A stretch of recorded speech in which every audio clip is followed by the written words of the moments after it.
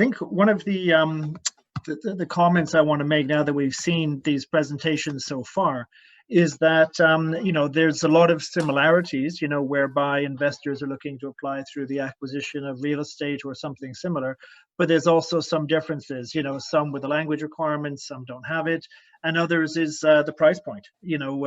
I say to clients sometimes, you get what you pay for. You look at Cyprus, it's a higher price point, but you're getting a European passport in less than 6 months, let's say. Whereas with Montenegro, similar in terms of processing times, but you're not yet ascended into the European Union, so it's more of a long-term offering, let's say, or hedging your bets that'll happen in 2025. And then obviously with Portugal and Greece, it's a slightly longer process before you can graduate to citizenship. So I think that's a very important distinction for the participants of the workshop here, is that they need to understand the needs of their clients, and then based on that, then it's easier to maybe suggest one program over another, obviously taking into account their budget and their timescales. But it's also important to show it's an investment. Other countries have more of a donation component, which is not the case here. At least you're investing into an asset. So just to get some context of these programs, and I'll include Mafalda in this as well, is to get a sense that, with the people who are applying under these programs, has there been a slowdown from the point of view of the government in terms of processing files? So if someone was applying to Cyprus, to Montenegro, to Greece, or to Portugal, what has been the impact with respect to A, receiving files, and B, being able to receive them, especially if clients cannot obtain certain documents, such as a police certificate or getting documents notarized or apostilled? Anyone want to take that one first for their jurisdiction? Any volunteers there? I can start. Okay, wonderful, Mafalda. Over to you. So the application process in Portugal starts online. So regarding this point, there is no delay, as much as the applicants already have all the documents that are necessary.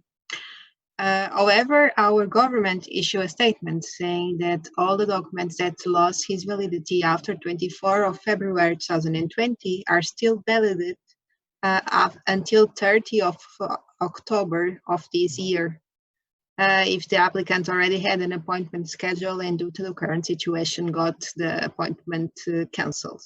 Mm-hmm. Well, that's the thing too, is, with the travel, if someone wants to go to an interview, or they have to go and select property, it's very difficult to also do that. And if they have to go and do biometrics, once they're at an approval, then there's a challenge there. So it's good to see that, there's accommodations being made by governments, and even some of their offices, may not be processing at full capacity. Maria, how is it in Greece? What's the situation there with respect to processing? Greece, it is an easygoing and a straightforward procedure. For example, as it regards the Golden Visa program through the acquisition of real estate program, if you have all the documents, it is very difficult to reject your application. You can, the fingerprints and the signature, you can give your biometric data either the same date of the application, or you can fix another appointment. The physical presence is required only one day at the competent authorities. Everything else can be fixed through your lawyer.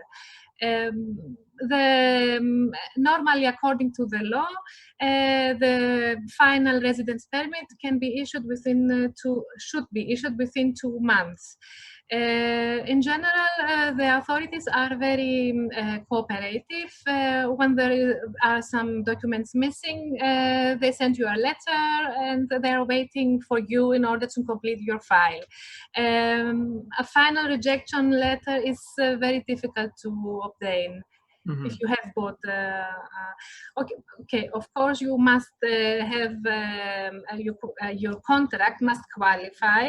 You must have good lawyers who know the law, who have written the contract according to the legislation, because the contract should be in line with the legislation. So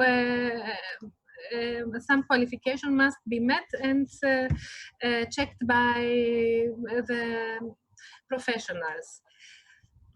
Understood. Okay, thank you. And Constantinos, how is it in Cyprus? Is it people are still able to file and processing is still happening for applications? Well, yeah, pretty much the same as everywhere right now. I don't want to start implementing COVID-19 and all that pandemic that's been going on, but yeah, even before that, everything was pretty streamlined to an application being submitted, examined, and the outcome, the result would have been either most probably an approval or in very, very limited cases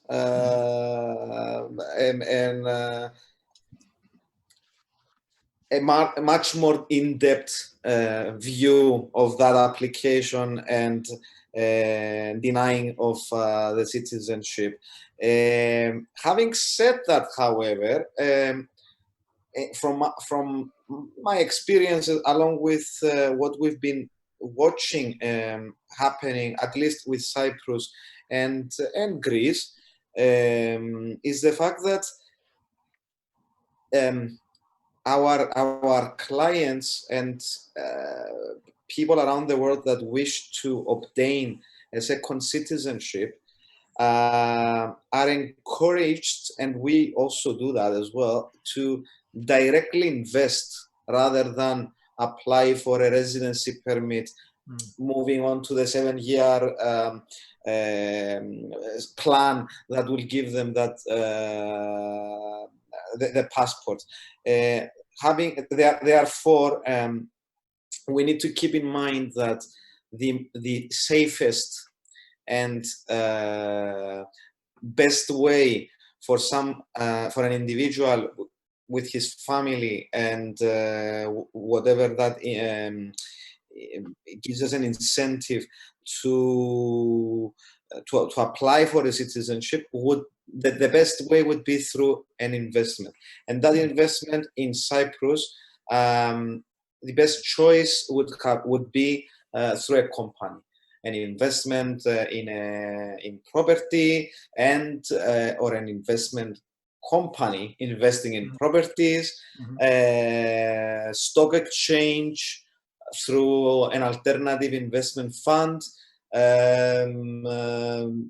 through some people in the past have done it through money transfer companies. We've seen lots and lots of high worth and high net companies transferring, redomiciling in corporate language, their companies in Cyprus, and with let's say limited and much more less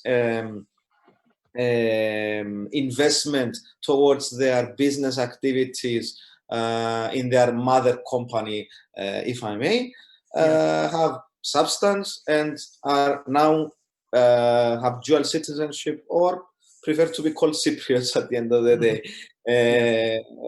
We have an inside joke in Cyprus, in Limassol and Paphos, which Andrei may confirm. We call Limassol little Moscow. Due to that. And Paphos is a little St. Petersburg, I can tell you. All in all, the complete incentive and business plan that we promote in Cyprus is through investment. The procedure may take, surely takes much less rather than the 6 to 12 months. I think there was a question from Mrs. Victoria as I was speaking. Wonderful. And just to expand on the program in Cyprus, and I'll ask this question to you and to Andrei. Are you seeing that, well, now that Cyprus is opening up and people can come and visit and have a look at properties, have you seen a large impact because of the inability for people to travel and possibly select, or are people doing things remotely and online when it comes to making an investment in Cyprus? Well, on our side, as a developer, we coped really well, and we had some special offers. Some of them are still going on. There was always a built-up demand. It didn't go anywhere. We had a lot of interest at the end of last year in November, December, and some people said, okay, I better come when the weather is a bit nicer. And of course, in March, it was quite hard already to fly down there.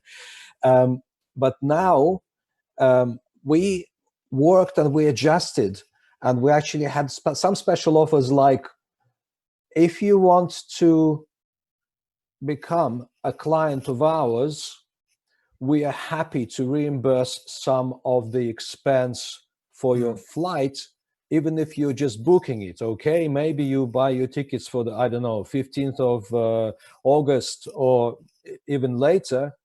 Or if you're considering, chartering a private aircraft, if you're a client of ours, it's 3,000 euros reimbursement, okay? Mm-hmm. And of course, that's one thing. And we did have a lot of that demand, not quite satisfied to the point of, client acquiring the properties, but they're happy and content with virtual tours, with the fact that we're always communicating. And, it was quite difficult at the time of the quarantine to actually be in, self-isolation. Mm-hmm. But as I mentioned, we came out really well and quite quickly. And, the government offices started opening and working, and then the construction site restarted as well. And that's really great. That is the reassurance that the demand is there and we are ready to satisfy it. There was another question about the rates while I was talking on the rental capacities and so on. If we talk about Paphos specifically, the population is below 50,000 people there, mm-hmm. but it's receiving about 40% of all tourists in Cyprus. We're talking about sort of 1.6 to 2 million people every year. So, as I mentioned, the higher quality specification of rental properties get occupied a lot faster.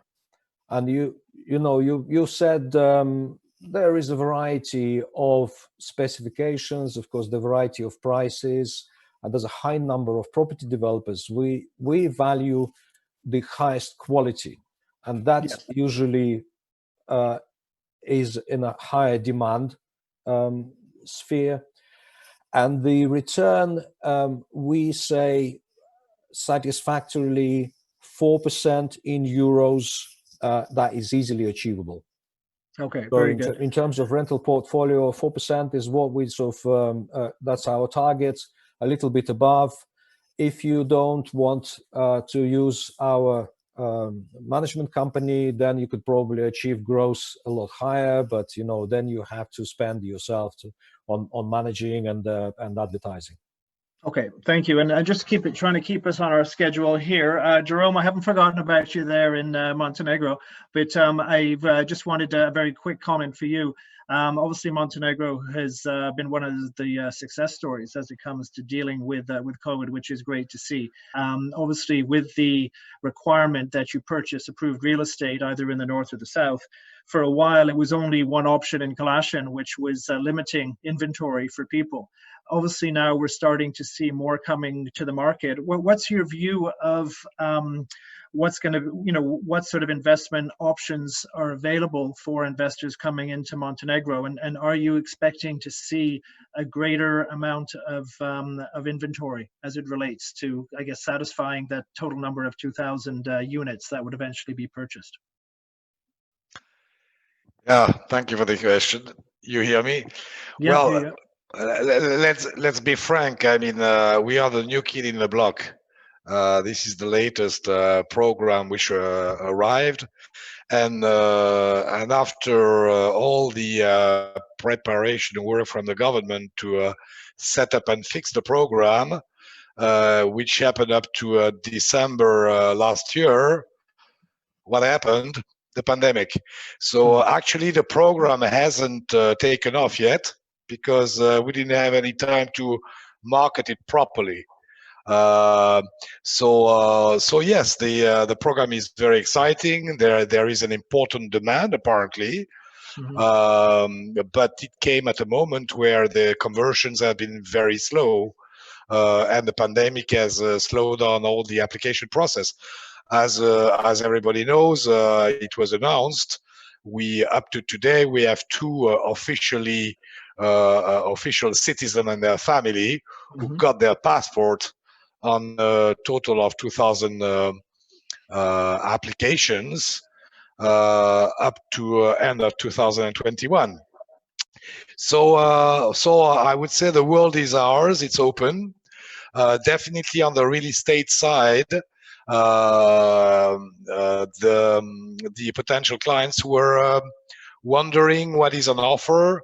It was very focused on northern Montenegro, which is an underdeveloped area with certainly beautiful properties, but limited properties, but also the most attractive, as markets like China are looking for the most affordable option.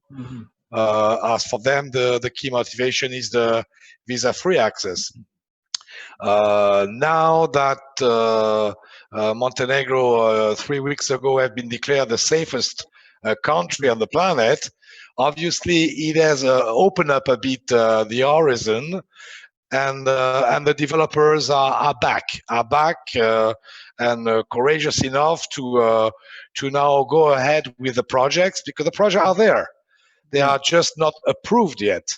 Up to today, we have 6 approved projects, and most recently 3 new ones. So by September, we will have a well-balanced portfolio of properties, whether in the north, whether in the south, where the investment requirement is higher, 450,000 euros, but the demand is also on the south.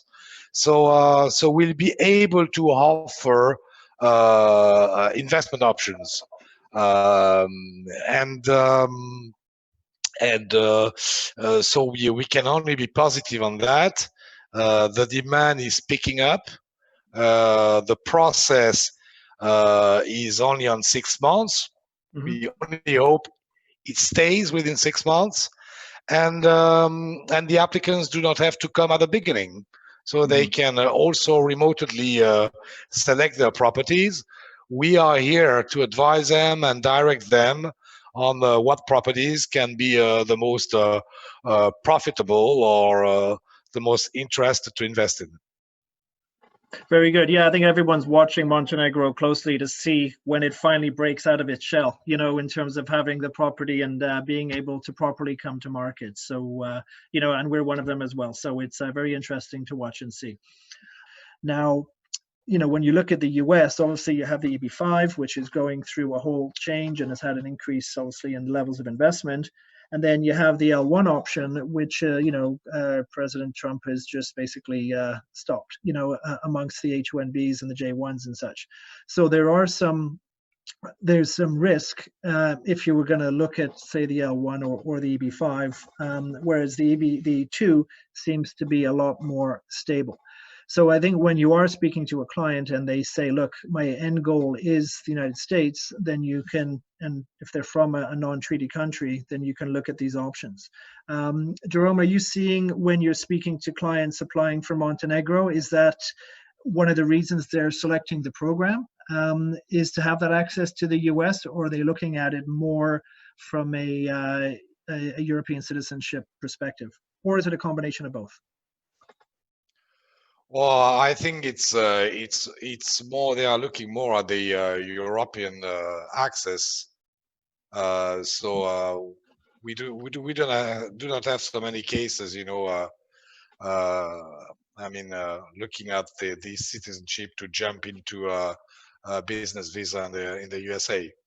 But definitely, as you mentioned, these large jurisdictions, large countries, will certainly you know, pop up there to look at it closely. But there are so many changes in the pipeline recently, and certainly some more to come, so that we should better be cautious when you know, advising our clients, and follow up on what the United States are changing in their fiscal arrangements. Yes, agreed. And you know, for us, you know, we do a fair bit of work in Brazil, and for a lot of South Americans, you know, the US is sort of the destination of choice for many. And because Brazil's not a treaty country, they have to, you know, if they don't have ancestral links to Italy or to Portugal, then you know they have to find another solution. So that's one of the advantages, I guess, of Grenada, is that it's closer and it's a very predictable program. But I think Turkey has seen an uplift because of that, and I think Montenegro will benefit from that extra sort of unique concept of the program as well. And I'm just going through some more questions here. Let's see here. So there's a question here. Let me answer a question Go ahead. from Mrs. Kadibash. Yes. She asks, oh, I had it open right in front of me, I've lost it. There is I see it here, yeah. Cyprus may recall about 26 passports when a draft law is approved. Is there a risk of recall of residency permits or passports in all countries presented today? Well, yeah, this was back last year in 2019 in the summer. I'm sure some of us speaking today have heard about the issue with 9 separate investments that had one Malaysian investor and one Iranian national involved.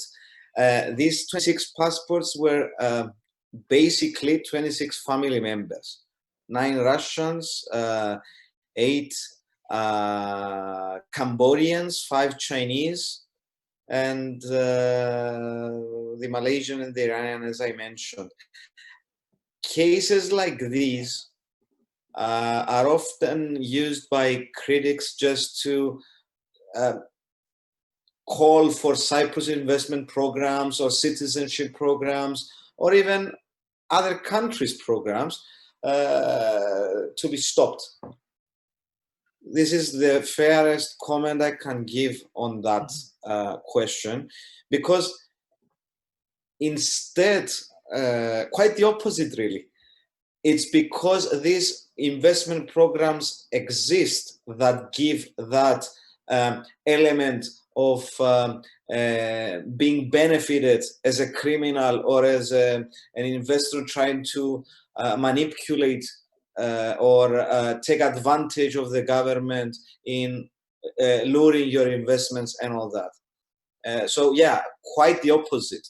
Those 26 passports that are and have been revoked is the fact why these correct due diligence procedures and cases being taken by the Cyprus government and its officials, and of course the firms supporting such applications being made, is exactly why you should choose a destination such as my colleagues presenting today for your passporting. Moving along to what Andrei said before, is the fact that why can't I apply in the Dominican, for example? Self-explanatory. You have a European country on one hand, and on the other, a Dominican Republic, and I'll stop it there. Okay, yeah. Well, I think in reply to Julia, just to expand on Julia's question, you know, each of these. Regarding your presentation as well, regarding COVID, just a little small comment on that. Exactly right. You're exactly right, pointing out that now that things have been cleared out, people are looking for their destination if such a thing occurs. And quite frankly, it might happen sooner than what we have expected. In any case, if COVID and coronavirus and all that has taught us anything, is the fact that we must have a safe place to go by. And yeah, Cyprus, as well as Greece, and I'm pretty sure Montenegro as well, are now one of the safest, not in crime, not in bylaws or whatever, even we have a great ranking there, as well as Portugal. But we are currently one of the few countries globally that have 0 cases daily. Mm-hmm. And that's huge for anyone listening. Yeah, well, especially if you're speaking to an American, or you know, then that's definitely huge, because you know, unfortunately, they're going through the opposite experience. Let's not go there. Yeah. All right, so back to you. Yeah, no problem. So I'm going to just make a comment here from a comment and a statement from Carter Hoppy with respect to the EU Commission and how it's looking at these programs, you know, in places like Cyprus and Malta, and how it relates to the transparency and due diligence. And so the previous European Parliament, you know, was certainly on the radar, and since the elections earlier this year and the new people being put in place, you know, in my role with the IMC, we're very active in educating, you know, a lot of these European parliamentarians, because they're not always given accurate data as it relates to economic citizens coming into Europe. You know, recent data shows that if you look at the total number of new citizens who came into Europe, only about, I think it was less than 1% actually came through as an economic immigrant through the investor programs. But further to this, you know, it is the due diligence that is key here, because if someone's looking to enter Europe for the wrong reasons, they're unlikely to use one of these programs where you're going to be checked and vetted, you know, through the due diligence programs that are conducted by the different governments. And keep in mind, you know, just for the benefit of the participants who might not be aware, you know, it's typically a 4-stage due diligence process that people would go through. You know, starting, you know, with the practitioners who should be doing their initial, you know, world check verifications, public domain verifications on the client. And then obviously it goes into the government department who will do the similar, but also engage specialist third-party due diligence companies who will then complete all the verifications based on the information provided with the application. And if that happens to be in areas where it's difficult to get, then they can actually have people on the ground go and verify certain parts. Then obviously they have their international partners dealing with organizations like Interpol, etc., to verify sanctions lists, watch lists, and all of that to ensure that, you know, all the information provided has been verified to allow this application to be approved. But the difficulty obviously is that due diligence only represents a point in time. You know, so it's very difficult to legislate what that could happen in the future. as you couldn't do with a natural born citizen either. But when it comes down to is if there was misrepresentation on the original application, then that would certainly be a reason why citizenship could be revoked. Certainly, it's easier to revoke residency than it is citizenship, but each program will have its own checks and balances in place to give a legal authority to revoke if the applicant was in breach of one of these conditions, which also includes reputational risk. If they say, you tick the boxes, but it's just something about your profile, we don't want you to associate with our country, then that gives them that legal authority as well. But as it relates to the EU, the difficulty is they can't impose onto a sovereign state what they can or cannot do as it relates to their own immigration, but they can use policy such as bringing in electronic travel authorities into the region where there's more questions, saying, okay, what is your citizenship? On what basis are you applying for a Schengen visa? Did you acquire this citizenship through economic immigration, for example? So it's a very big conversation, Carter, and we're certainly happy to discuss it with you further offline. But it's something that everyone's aware of, and we're trying to find some harmony between the two. And in fact, that's one of the reasons we were looking to do our event, which we had to postpone, doing it in Brussels, so we can bring a lot of representatives from the European Parliament to join us and to get some accurate data on these programs. I don't know if any of the other panelists wanted to add to that at all, from your own personal experiences, possibly dealing with the EU and your respective program?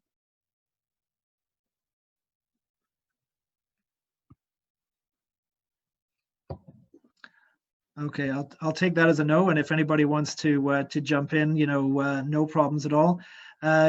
Julie, you asked about what treaty for the US and Montenegro. It's the E2, E like Echo, number 2, treaty visa for the United States. Okay, I'm just going through some questions here in Russian, which I can't read, unfortunately. And I know some of the questions were answered, were typed in and answered online. So I'm just going to verify a couple of those. And then in the chat, we also have a few. So bear with me for 1 second. Actually, while I'm just scrolling through these, and I'll ask this to each of the panelists. Actually, let me ask a question for Maria in Greece. We've been hearing rumors in the industry about Greece possibly joining the citizenship by investment market over and above its existing residency market. Have you had any indications on that, or do you have an opinion on what that, if there's any strength to those rumors? Yes, there are rumors, but there are also official announcements 1 year prior in September from the minister, who said that we are thinking of opening a citizenship by investment program. Yes, we are waiting for this. The draft bill has not yet been published, so we are eager to see what it foresees. Yes. Okay. Well, wonderful, because obviously, what we're seeing when we're speaking to different governments is that, like in Montenegro is a little bit different because they're on the pathway to ascend, and so they want to make sure they keep everybody in Europe happy, which is the reason why it's capped, right? So it's not an open-ended program like we see, say, in Greece or Portugal, and I would suspect something like that might be applicable in Greece, where they want to make it, for a certain period of time or a certain number of applications per year.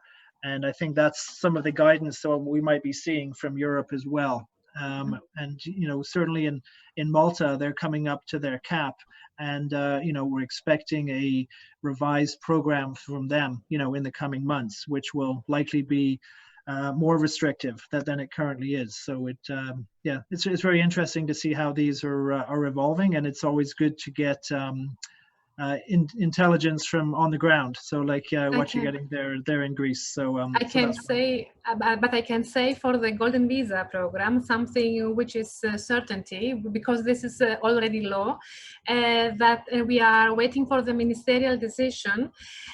because in some underdeveloped areas you can get the Golden Visa program residence permit even for 150,000 euro, but we don't know yet the areas. So we are waiting also for this legislative act in order to activate the law for 150,000 only. Okay. Getting the permanent residence in Greece. Because correct me if I'm wrong, but islands like Kos or Crete had some economic hardship when it came to hospitality, and a lot of the hotels there needed reinvestment. And so would it be, they would say, if you're maybe not investing in Athens or in Mykonos, but you're going to one of the other islands that needs the financial injection of capital, that they may then benefit from from the lower price point? Yes, they could benefit from this program, but there is also another law with they decreased the VAT to 17 from 24% in these affected islands, and some from the immigration problem we have from the other third countries.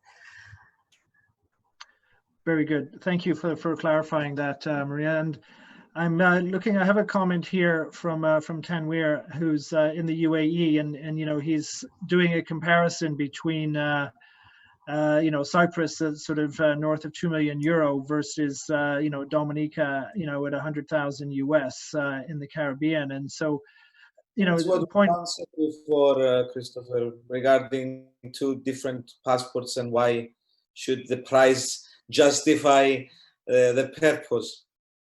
No, I totally agree with you. I mean, there's, you know, it comes down to the need of the client, and keep in mind that's a donation, so it's not an investment like you're doing in Cyprus. But well, also, as with all our services, like we are all businessmen here. In our firm Eurofast, we apply the same due diligence procedures and cases as the officials do. Therefore, when an issue comes surfaces as regards, let's say, a passport or an investment an application made for an investment program for Cyprus, etc., or clients are using a professional firm. That professional firm, if they do not catch all these qualification standards and requirements, then they have something to fear. Having said that, we as a firm, along with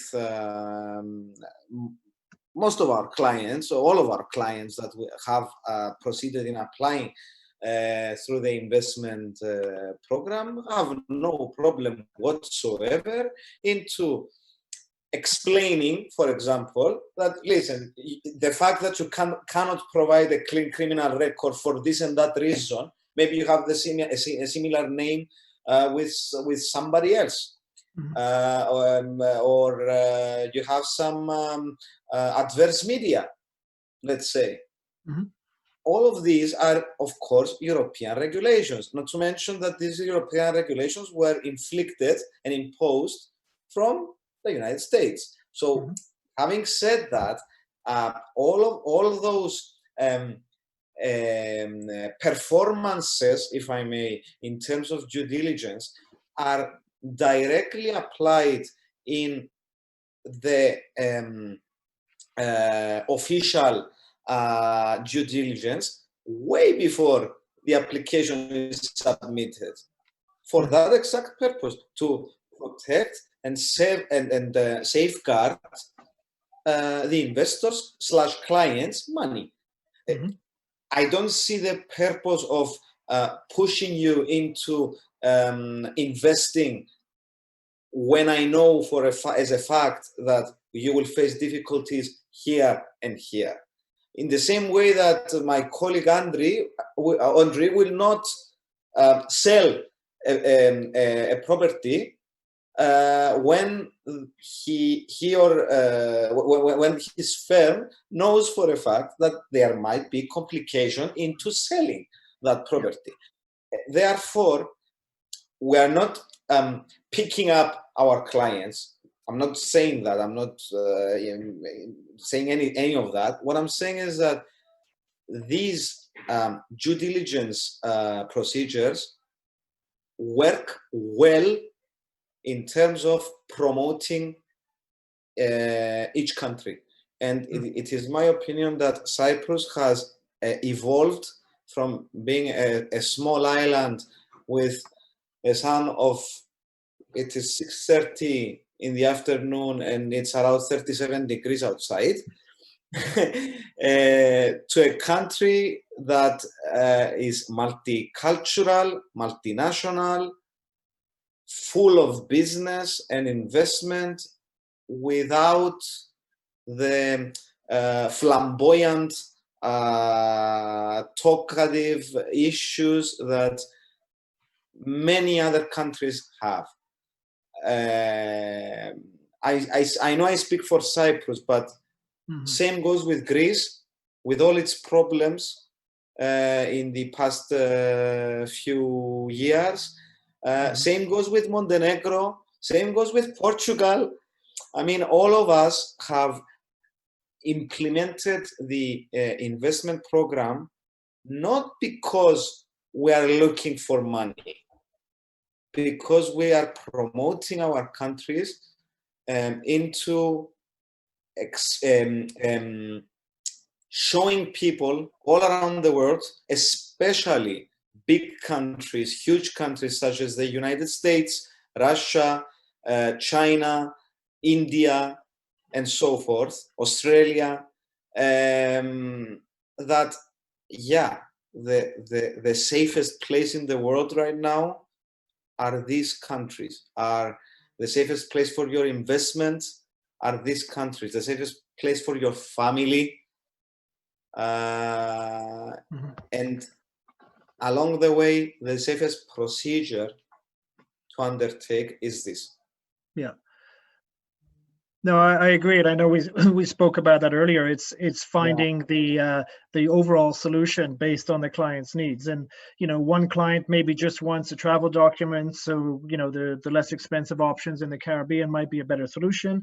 But if somebody, excuse me, wants to know I can go and spend time in Cyprus, I've got a place there, or in Portugal or in Greece, it's just that peace of mind, knowing that if you have to hang out somewhere, say during a pandemic like this, it's safe, it's secure, and I can certainly say for all of those countries, it has excellent food, right? So I mean, that you're going to be well kept and be able to enjoy the lifestyle that you're accustomed to, as opposed to being stuck somewhere where there's limits in terms of what you can actually do. And I think that's where, the psyche of the applicant has changed. It's not just, I need a travel document, I'm going to do Caribbean, or I want a European, I'm going to do Cyprus, or I want the residency card, I'm going to do Portugal or Greece, or, this looks cool in Montenegro, let's see what it's all about.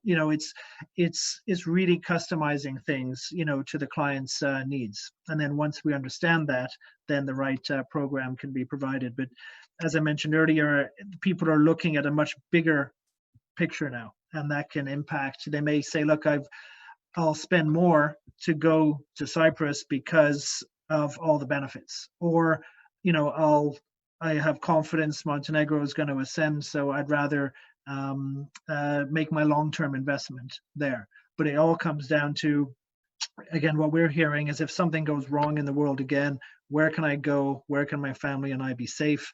And knowing that we can always get access, and that's the value of having status, whether it's as a citizen or as a resident. Don't forget that all four of us. I'm putting Andrei in my team, but all four of us started with tax. There's no inheritance tax. There's a corporate tax of just 12.5 in our case in Cyprus.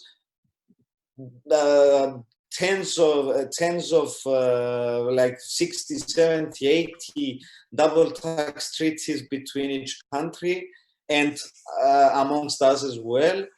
So if you are interested in getting a second passport, there's no other choice at this time and age of the, along with if you're looking somewhere to reside to after you are done working, if I may. Well, I think the other thing that we have to be aware of, and this is where we've seen these sort of stimulus packages, in particular in the Caribbean, is that as a result of the pandemic, a lot of people have been impacted financially. You know, in particularly the mass affluent. So your high net worth, ultra high net worth, they're going to be fine. But it's the mass affluent who, you know, maybe had money put aside to do this and now suddenly realize I don't have the same liquidity that I did before. And, you know, if you're suddenly there saying, well, do I need to invest 2 million or can I get away with 150,000? It's a different conversation again. So again, these are some of the factors that people will look at is, you know, what they're going to get for that investment. And like I said, I think it's the mass affluent that are being impacted the most right now. And that's where I think the Caribbean programs are going to suffer. And I think it's the residence programs that are going to get a lot more benefit because, you know, the price to entry isn't quite as high and they have a pathway to citizenship.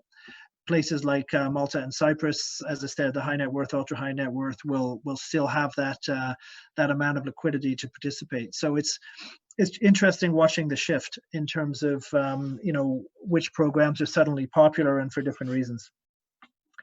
So just due to the time constraints now, we're going to start to wrap up, but I just wanted to, you know, see if any of the panelists have any final comments they would like to make with respect to their program or anything that we didn't cover today that you'd like to get out to all the participants. I'll start in Portugal, Mafalda, with you. Any final comments you'd like to share with everybody? Well, as you said, our program is something that is not that expensive because there is opportunities for every type of investment from 250 until 1 million. And this is something that attracts everyone because it goes according to the wishes of the investor. Also, it's a program that has been proved that is stable and in force, and the government don't want to end it at all. And as you also mentioned, is away from citizenship that was never compromised by the European level because it's not a direct way to the citizenship, but a way of possible to request it. So it has been proved as like a really great project that offers a lot of possibilities. Yeah, no, very well said. Maria, how about in Greece? Any final comments there from you? As already mentioned, the Greek Golden Visa program is the most affordable. We have proved that, and it will become also in some areas 150,000, as we still mentioned. Our program is also stable. It is workable. It is activated from 2014. Above 40,000 people have the Golden Visa program in 14,000 people have the Golden Visa in Greece, and we are everybody is welcome to join and to Greece. Okay, well, wonderful. Jerome in Montenegro, what's your final thoughts? Well, plenty of positive things. I mean, Montenegro is often called, you know, by people like the New Monte Carlo or the Little Switzerland.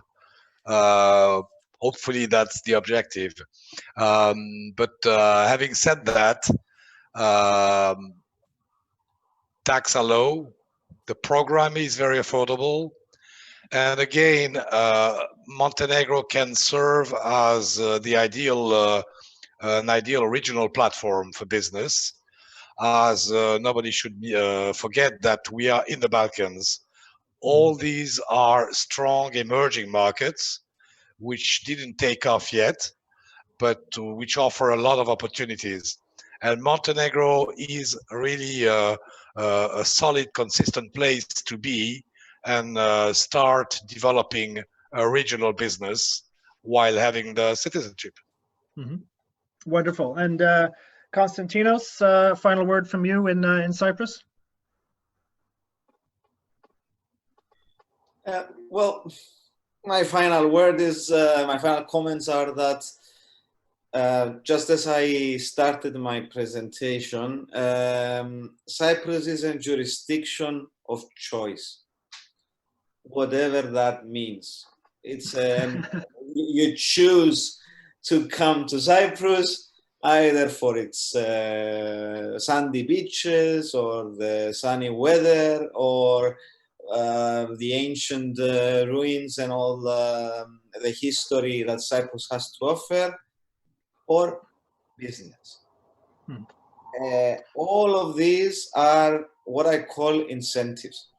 Whatever that translates to, we have been trying for 20 years, I think, somewhere there, right before we joined in the EU, to encourage the foreign direct investment to occur in Cyprus.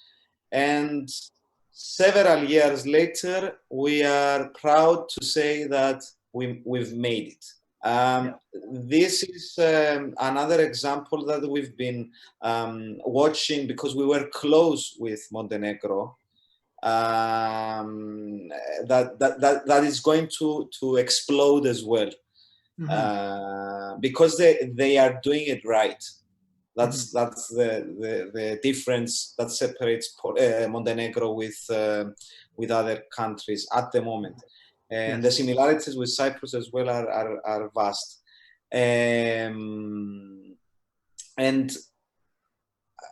that popular tourist, business, and retirement destination is the only are the only reasons you want. I mean, there is no other reason that somebody may ask for to come to the island.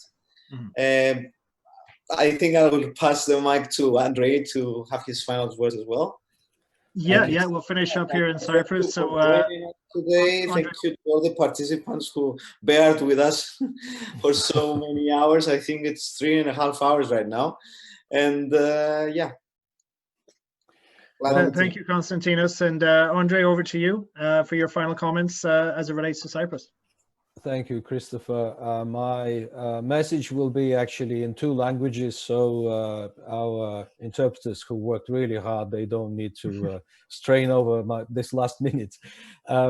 I say to my compatriots, right now, the security of the future for yourself and your family is a very important question. And you know what I mean. По-русски. На первый план, вы знаете, сейчас выходит надежность и защищенность будущего вашей и вашей семьи. Thank you. Thank you, Andrei. And I'll just the final note to thank, as you rightly say, the interpreters for managing with us with our different accents and different speed at which we talk and everything like that.